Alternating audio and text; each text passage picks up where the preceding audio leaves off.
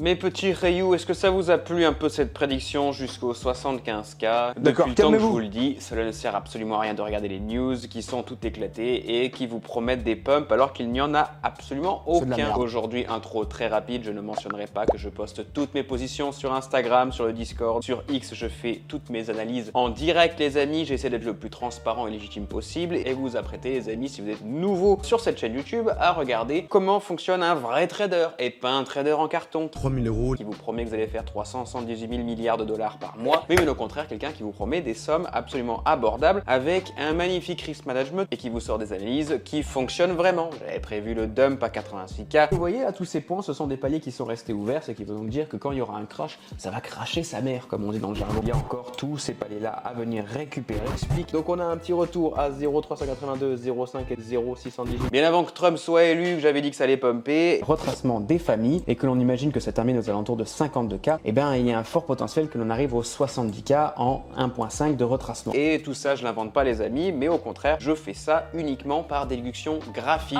Pour ceux qui n'y croient pas, je vous invite très gentiment à aller lécher le cul de votre mère. Les amis, passons tout de suite sur un graphique. Nous sommes sur BTC USDT, nous sommes en hourly et on remarque la première chose suivante. Première chose suivante, c'est qu'on a touché quoi? À la perfection, notre Fibonacci 0,618, donc de notre vague précédente, mais bien avant le drop, vous allez comprendre, ne vous inquiétez pas les amis. Ce qui veut dire que Fibonacci retracement, si ce n'existait pas, je n'aurais pas pu trouver la position actuelle à même pas quelques centimes de dollars près, alors qu'on a quand même eu une chute de plusieurs milliers de dollars, hein. Faut le savoir également. Mais si vous regardez ici, je n'ai pas encore effacé toutes ces targets qui ont déjà été retouchées. Petite promo avant de commencer la vidéo, regardez si c'est pas magnifique. Toutes les targets ont été touchées par mon indicateur que j'ai créé moi-même pendant des mois et des mois, que j'ai backtesté également, que je vous donnais gratuitement sur Discord et dont les 3/4 des gens s'en branlent absolument totalement, alors que je fais plusieurs milliers d'euros par mois avec.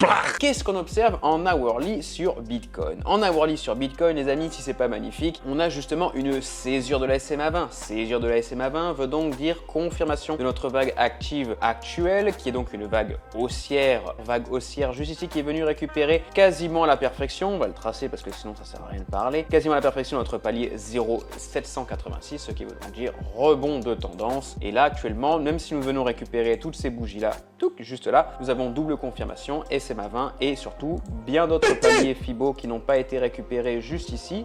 Tac, notamment le palier 0,118 qui va devoir être important à confirmer. Donc ce qui veut dire qu'on est en train de faire une bougie verte actuelle et sûrement on va venir récupérer ces bougies pour ensuite refaire une vague Elliott Waves. Absolument Jean-Michel, tu es déjà on fire alors que je n'ai pas commencé la vidéo. C'est-à-dire que nous allons repartir sur des vagues. Regardez les amis, 1, 2, 3, 4, 5. Nous aurons donc une fâcheuse tendance dans les prochains jours, peut-être les prochaines heures, à vouloir faire une petite vague ABC. Vague B qui va sûrement se terminer par là et ensuite C qui va sûrement repumper. Où est-ce que ça va repumper les amis? Première chose que l'on fait quand on observe un graphique, on observe les zones vides. Qui dit zone vide veut forcément dire des paliers Fibonacci qui sont restés ouverts. Et donc ces paliers Fibonacci qui sont restés ouverts doivent forcément être repris lorsque nous venons enchaîner à nouveau sur des vagues Elliott Waves 1, 2, 3, 4, 5. Et donc si vous n'avez rien compris à ce que je viens de dire jusqu'à maintenant et pour vous, je suis en train de parler le mandarin, eh bien les amis, je vous en prie, n'hésitez pas à regarder mes vidéos YouTube où je vous explique absolument toute ma stratégie, n'en déplaise à certains qui préfèrent regarder encore des espèces de voleurs qui louent des Aventador à la journée. Donc ici nous avons donc un magnifique dump qui n'a pas été récupéré puisqu'il nous reste les paliers 0,5 et 0,618, ce qui veut donc dire que nous avons une fâcheuse tendance à vouloir forcément récupérer ce palier 0,5. Notamment, et c'est très important de le souligner, et on avait justement une magnifique zone de ranging un peu relou. Je m'étais fait avoir justement personnellement, hein, je ne vais pas le mentir, je pensais que nous viendrions toucher justement ce palier 0,5 et 0,518 puisque nous étions dans une vague d'accumulation qui aurait dû pumper, mais nous sommes rentrés directement dans une vague 3, mais tant mieux puisque cela m'a permis de confirmer ensuite la vague 4 et la vague 5 et donc de confirmer la chute à 76 000 qui devait revenir toucher dans les prochains jours. Alors maintenant, qu'est-ce qui se passe les amis? On a donc cette petite vague ABC qui risque d'arriver et qu'est-ce qui va se passer justement si on passe sur des intervalles de temps plus longs, notamment 5 heures? En 5 heures c'est un petit peu plus parlant. En 5 heures nous avons donc des petits enchaînements de vagues plutôt à tendance baissière, absolument, mais surtout à ce niveau ici, tracer notre petit canal des familles. Je déteste tracer des canaux, je vomis, je rote et je pète en même temps, je suis un gros dégueulasse. Je déteste tracer des canaux parce que ça ne veut absolument rien dire mathématiquement parlant sur un graphique, puisque si on trace deux lignes sur un graphique, nous sommes forcément sur une zone arithmétique de moyenne de tendance générale et ça ne correspond à rien puisque si on vient casser cette moyenne, il y a des probabilités que l'on l'on vienne autant revenir toucher des moyennes plus basses que de venir toucher des moyennes plus hautes. Mais en revanche, évidemment, si nous sommes sur des vagues 1, 2, 3, 4, 5 qui viennent à se compresser, là en revanche, on est sur des zones plutôt à tendance favorable pour des probabilités positives si l'on vient justement à casser ces canaux. Je m'emboucane tout seul, mais pour moi ça a absolument du sens ce que je viens de dire, je ferai peut-être une vidéo là-dessus. Bref, les amis, qu'est-ce qu'on a justement ici? On a une zone creuse juste là. Et qu'est-ce qu'on remarque? On remarque un rebond 0,118, donc une fin de tendance aussi bien en 5 heures qu'en 1 heure. Et donc nous sommes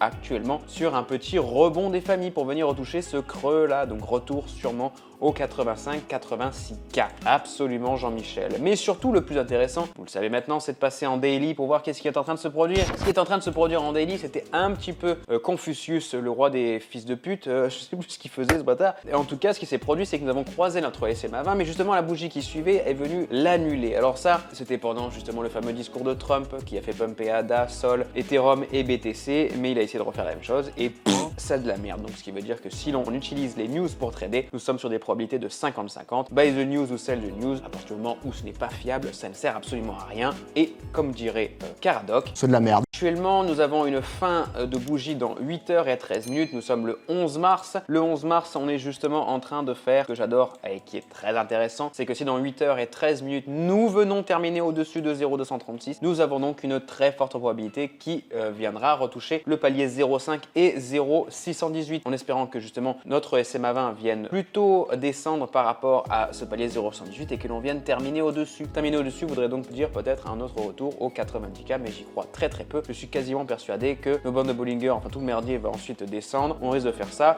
et on a encore une chute. Regardez, on est en 1, 2, 3, 4, 5. Donc il nous reste une dernière vague négative en daily. Ce qui veut donc dire qu'actuellement, on va pumper un petit peu les amis. Mais si nous ne venons pas terminer au-dessus de 0,236, qu'est-ce que ça veut dire? Ça veut dire que ce n'est pas confirmé et donc en daily, j'attendrai avant de prendre une position. En revanche, si on vient terminer en daily au-dessus de 0,236 dans 8 heures et 12 minutes, cela veut donc dire les amis, effectivement, vous avez tout à fait compris maintenant. Là où je veux en venir, c'est qu'on va venir retoucher le palier 0,5 de Fibonacci retracement de la vague des bougies précédentes. Si je dézoome sur mon graphique, qu'est-ce que l'on remarque? On remarque à partir du moment où justement il y a des enchaînements de bougies trop longues qui ne viennent jamais à être reprises, et bien forcément, et ça c'est ce que je me tue à vous dire, ces enchaînements doivent être repris. Et c'est ça pour absolument 100% de tous les actifs. Ça marche aussi bien sur l'or, sur l'euro USDT, sur mon cul, sur la commode USDT. C'est absolument toujours la même chose. Quand vous avez des espèces de gros pumps ou des gros dumps très rapides avec des enchaînements de bougies de même couleur, eh bien vous avez forcément un retour au moins à 0,5 de cet enchaînement de bougies et pourquoi pas 0,618. Maintenant, dernière chose les amis, passons en weekly et surtout vous expliquer comment je vois l'avenir sur Bitcoin.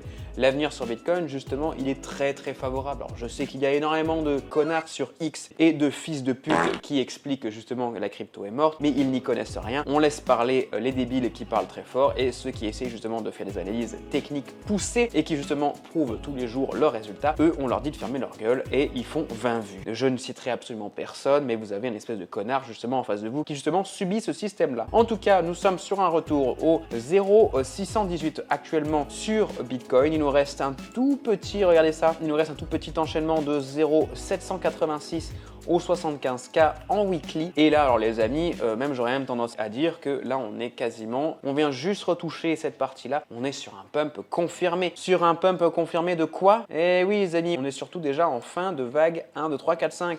1, 2, 3, 4, 5, absolument! Vous savez compter jusqu'à 5, vous pouvez devenir être un trader pro et prendre des cours à Alex Mendes pour apprendre à tracer de résistance et de support pour justement devenir multimilliardaire en moins de 2 heures. Ce qui veut donc dire qu'après ces vagues 5, il y a eu des vagues ABC et les vagues ABC, justement, c'est souvent ce genre de petits trucs de merde un peu relou, mais en espérant qu'on vienne stagner par ici ou descendre un tout petit peu plus bas, sûrement la SMA20 va venir descendre, on va finir une vague B justement aux alentours de 90K et la dernière vague C où là tout le monde va pleurer sa mère, va vraiment dire que c'est la fin de Bitcoin parce qu'on aura un dernier leg down et à partir de là les amis c'est to the moon mais hardcore sa mère la pute. Pourquoi? Parce que tous les paliers précédents ont déjà été repris. Si c'est pas magnifique en ce moment ce qui est en train de se produire, mais en revanche les amis vous savez bien que je ne suis pas devin encore, si en weekly on vient à dépasser ce palier 0,786 terminé en dessous, retenez bien ce que je viens de dire, terminé en dessous de ce palier 0,786, il y a donc malheureusement une fâcheuse tendance à venir récupérer les paliers 1.5 et 1.6 7, c'est-à-dire ces paliers-là en weekly. Si on trace notre petit Fibo des familles, on se rend compte qu'on a quand même déjà retouché le palier 0,78 un peu plus haut, ce qui est donc très bon signe. Donc il y a une très petite probabilité de venir toucher un palier 0,786. La plupart du temps, ce n'est pas forcément très intéressant de les prendre en compte parce que ce sont souvent des paliers qui viennent à confirmer une tendance, pas des paliers qui sont favorables à s'arrêter à cette zone-là. Justement, c'est des paliers que j'appelle des paliers de confirmation. Et on vient rarement retaper des paliers qui ont déjà été retouchés quasiment à la perfection juste avant. On remarque d'ailleurs, les amis, si on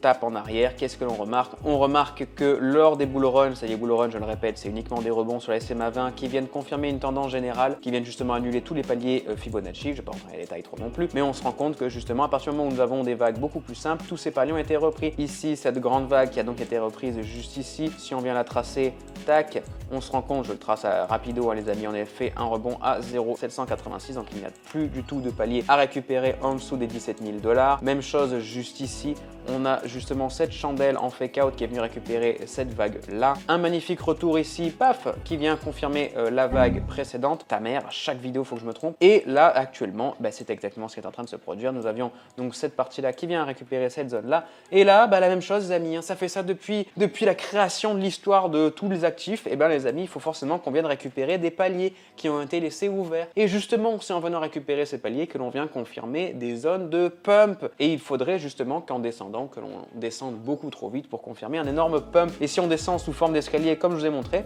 l'inverse du bull market du coup, mais qu'on vient descendre sous forme d'escalier en faisant des petits rebonds sur la SMA 20, et là en revanche, on s'est parti sur un bear market. Mais j'y crois très peu, les amis. Voilà, les amis, je vous remercie d'avoir regardé cette vidéo. Vous êtes encore 4 à me suivre et à me poser des questions. N'hésitez surtout pas à le faire sur Instagram. Je me ferai un plaisir de vous aider. J'ai un très bon win rate. Pas me jeter des fleurs, les amis. Mais au bout d'un moment, je pense qu'il est important de vous rappeler que je fais des sous tous les mois et c'est quand même ça qui compte en finalité. N'espérez pas faire des centaines de millions de dollars avec ma technique, mais en revanche, des bons gros salaires des familles tous les mois, ça vous fera bien plaisir et surtout, ça dépendra surtout de votre liquidité. Si vous avez une très grosse liquidité et un très gros easy, on pourrait sortir de très gros chiffres. J'adore rire. Voilà, je vous en prie, n'hésitez pas à me suivre encore une fois sur mes réseaux sociaux. Vous aurez absolument toutes les updates en temps et en heure. Et je vous dis à très bientôt, les amis. À tantôt, comme on dit. À tantôt, on dit ça où?